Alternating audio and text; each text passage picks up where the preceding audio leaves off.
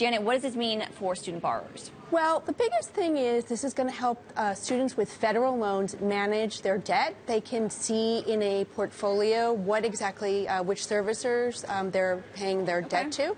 And also they can make complaints better. Now, keep in mind, this is just for the federal loan portfolio, which is about 85 to 90% of the total $1.3 trillion in student debt. That's wild that the federal government is involved in 85% of student loans, is it not? Well, there was a big change in 2010. And the federal government became the originator of all federal loan debt. And previously, you had private lenders, such as Sallie Mae, could originate federal loans, and they were backed by the federal government. But the distinction here is, are they going to be able to, in bankruptcy, give up their student loans? Not necessarily.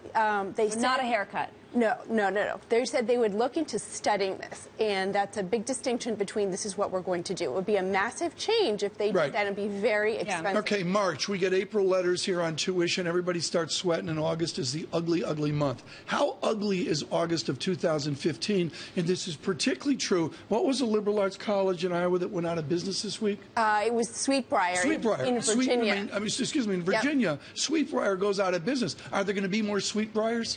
Well, you know, the cost at some private colleges is over $60,000 a year. You mentioned August. That's when families are starting to get the tuition bills. But right now is a time when families are getting their letters. Did I get in?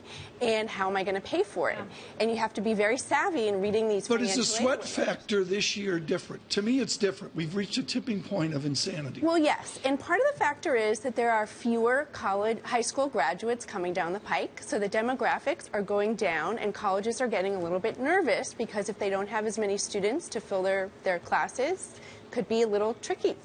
I think this Sweetbriar news is huge. Very important issue. Huge. Great coverage from Janet Lorin. Be sure to go on to Bloomberg.com and check it out. Incredible. Students leaving on average with $30,000 worth of debt.